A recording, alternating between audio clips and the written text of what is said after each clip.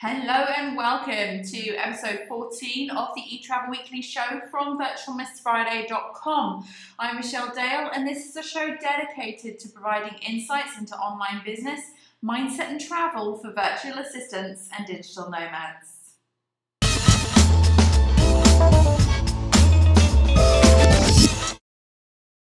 In this week's show, we're going to be looking at showing a little love to your clients and your clients' clients through a special customer care service, which I share with you on the blog. We're going to be looking at a Forbes article called Working Well with Your VA, a positively positive article about not asking and not getting and how you can literally turn your life around through that simple task. And finally, we're going to be looking at startups who have rethought travel research, and I've got a great tool for you for offering travel services to your clients online. So let's get started with the show. Oh, groovy, baby. Yeah. Hi and welcome to my blog this week, where I have written a post about a powerful customer care service idea to offer your clients. This is basically an idea that I had for my own clients and for my own subscribers and people who subscribe to my free account. And then what I thought to myself is, actually, this is a really good way of providing a service to a client where they can basically give that extra bit of customer care and show a little love to their subscribers and basically get a lot of valuable information from them as well. So check out the blog post this week. It's called A Powerful Customer Care Service Idea to Offer Your Clients. And basically, if you do administrative services or customer care services or anything like that, this would be a great service to put together as a little package, as a little kind of starter package, or if people don't really know what to do in terms of how to really, go the extra mile for their clients and get more bang for their buck through multitasking and things like that, and how to utilize you the best way for customer care, then this will give you and probably them a really, really good idea of how they can do that. So basically it's a process, and I've gone through the process step by step. And it's about contacting you. Basically, the client will subscribe, they will submit a form, whatever, and then there's a research process that you go through for customer relationships management, like finding out who they are, that type of thing. And then there is a survey that you send to them. So I've done a little predefined email, and I've also put a screenshot of the survey that I use, that I put together myself, and it will help give you an idea of what you can do for your clients. And then there is a little giveaway in step 4, and then a review process, which either you will go through or your client will go through in step 5. So basically this is a really, really good tool, and I explain why it's so powerful inside the post, so I encourage you to go and read it. And that is something that you can start offering your clients today, literally. So I hope you enjoy that. The next thing I want to talk to you about today is an article that I saw on Forbes, which I found quite interesting. It's called How to Work Well with Your Virtual Assistant. And it's about an author who hired a VA, or she does VA work, she does loads of other things as well, but she primarily works with publishers, and this person was writing a book. And anyway, it basically tells you how to successfully work with a VA, which I thought was interesting, because obviously if you're a VA, you want to know what's going through your client's mind. And this was written from the perspective of the virtual assistant. So she's basically saying that, she wanted to make communication a priority between her and her client, who was, the person writing the book, the author. Creating shared records for passwords and things like that. This is all really basic stuff. But there are a few things in here that I thought to myself, well, you have to be a real certain type of virtual assistant in order for this to work for you. And this is where I kind of felt let down by Forbes with this article, because I felt like it was kind of boxing us all in on the same thing. Basically, it says reward for your skills, which is great, and share your expectations and things like that. I thought the share your expectations is a good one, because it basically says to, for you to tell your client when you're about. But See, the thing is, that's fine if you work to set business hours and you keep time in that way. But a lot of us as virtual assistants, we are in a different time zone, or we don't work to set hours, particularly, I suppose, if you have kids. So for me, the showing your expectations about basically saying, right, I'm going to be sat at my desk between these hours, you know, ready to talk to you if you want to, is fine. But for me, I wouldn't do that personally. And if I was going to do that, I would certainly put a clause on it that they had to be like part of my premier client service or something like that. So if people wanted to get hold of me immediately in the day, then they would kind of have to, you know, have a sort of priority support option or something to be able to do that. Another thing in the article was about building rapport, and it was basically saying that the VA lived in the Greater Boston area and that she would go around to the client's place and basically make the extra effort to go and meet them. So I think that's fine as well.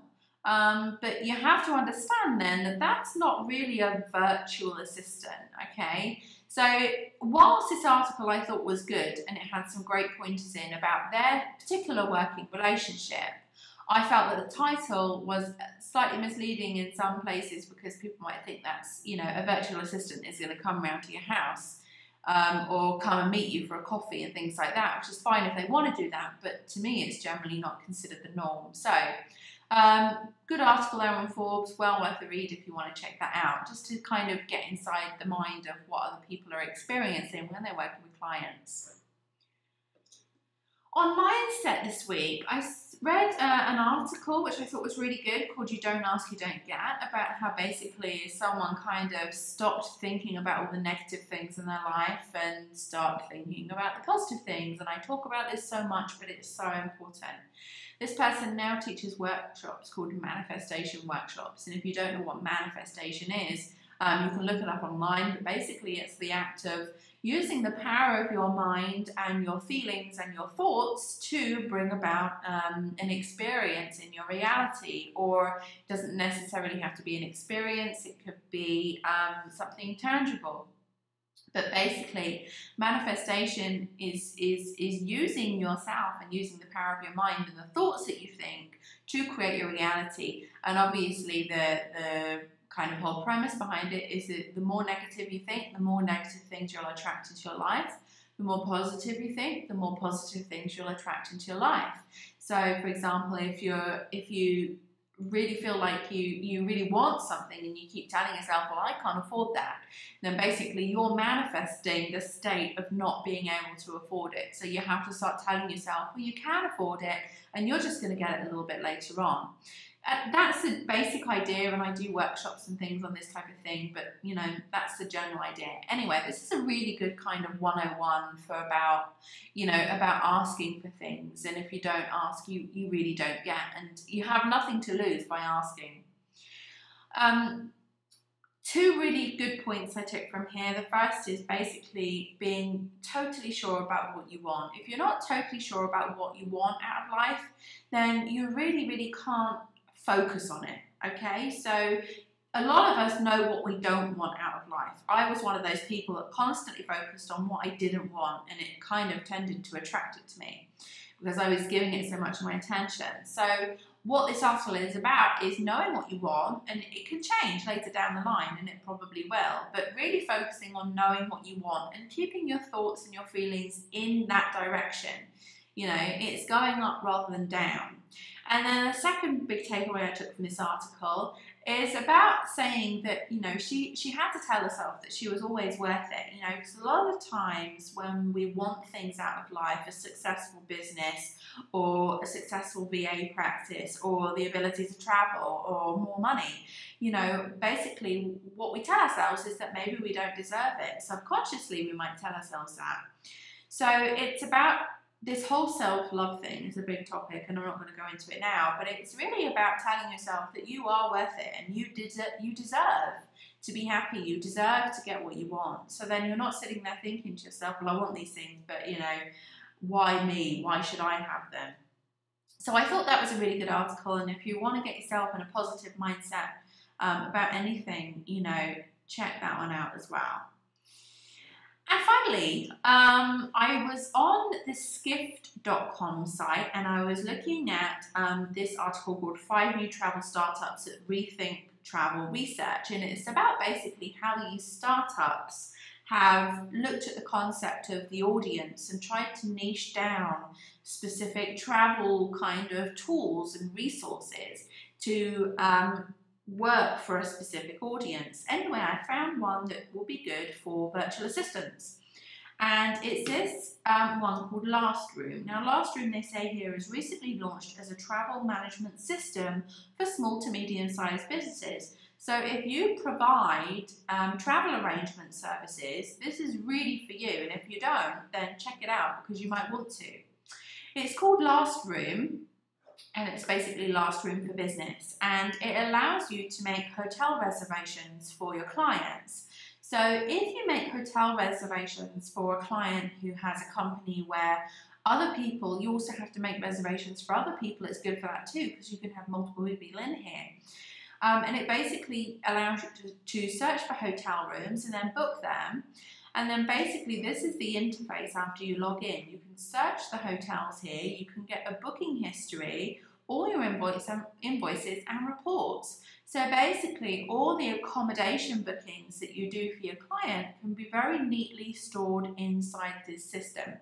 So if you are a VA who does provide travel arrangements for a client, then I would definitely check out that because I think it's a really useful tool that you might want to use with your clients. So I hope this helps. I've really enjoyed this show this week, and as always, I look forward to your comments. It's great to hear from you, and I shall see you in next week's episode of eTravel Weekly. Take care and have a good week. Thank you so much for listening to this show. For more eTravel Weekly episodes, you can sign up for a free digital backpack at www.e-travelweekly.com, where I post the video, audio, and newsletter, plus all the links featured inside this week's show. You can also subscribe via YouTube at michelleonyoutube.me or via iTunes at michelleonitunes.me.